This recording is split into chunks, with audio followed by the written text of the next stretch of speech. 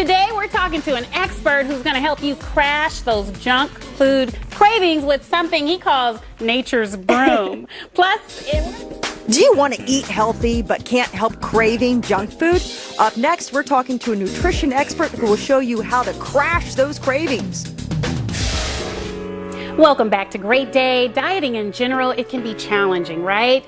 And many diet plans, they don't seem to address the constant cravings for cookies, cakes, chips, pies, you name it. Let's be honest, those cravings really never fully go away. So foods. here with tips on how to crash the cravings is nutritional researcher and health author Dr. Shawn Talbot. Welcome to Great Day. Welcome. Thanks for having me. We see a lot with dieting, and it's like what our belly wants, what our brain wants. It's like this contentious relationship between all of that. It is. And it's a contentious relationship because your brain and your gut are connected. Sometimes we call the gut the second brain, because they're talking back and forth to each other. And what we're realizing is that a lot of those cravings that we're getting in our brain for the junk food, for the cupcakes, for the cookies, are actually coming from the gut. They're signals from the bacteria in our digestive system that are telling us to eat certain foods. So how can we reprogram our computers that are our guts to say, I want some kale? Yeah, that's exactly the way we should think about it, is reprogramming the bacteria there. So if you eat more of these sorts of healthy foods, high fiber foods like kale and broccoli and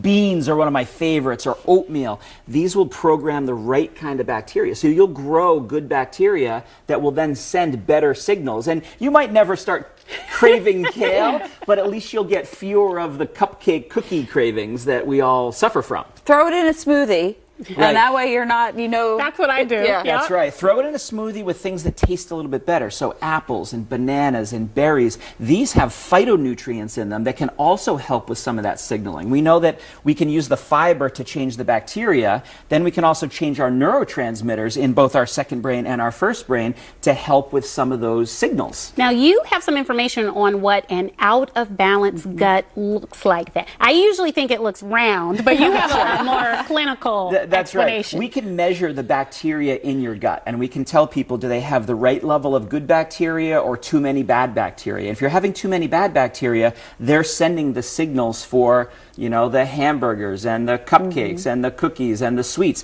And if you can change the ratio of that and get less bad bacteria and more good bacteria, you change the signaling. With each bite, you can change the signaling. Each bite, that's what I say. You're changing your signals at every single meal. And if you can get the right signals, then the next meal is easier, and the next meal is easier, and it just continues that way. You talk about the fiber, getting more of that in your diet to help with it, but what else can we do to kind of change all of that? Yeah, fiber is one, fermented foods is another, so yogurt and kefir and kombucha and those sorts of things, that will give you the right bacteria, the probiotic bacteria. Okay. And then phytonutrients are the last piece of it, that is helping with the signaling. These can protect the good bacteria once we grow them. And so it's all about getting the right environment in your gut so you get the right signals to your brain. You know what's funny, Dr. Shawn? I went 3 decades of life never hearing those words. Kombucha, kefir. You also say like plant-based amino acids. Right. I mean, and I grew up in a city that was very health conscious. So how do you reprogram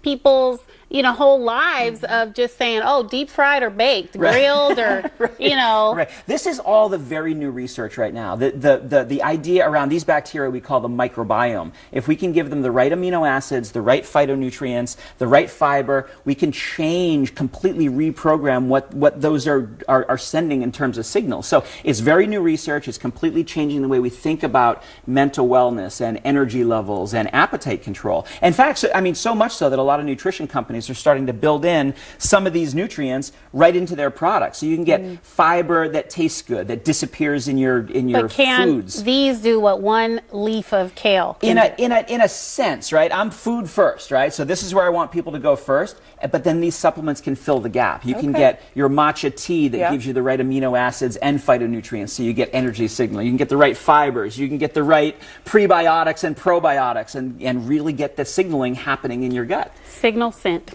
Yes. Dr. Talbot, thanks so very much.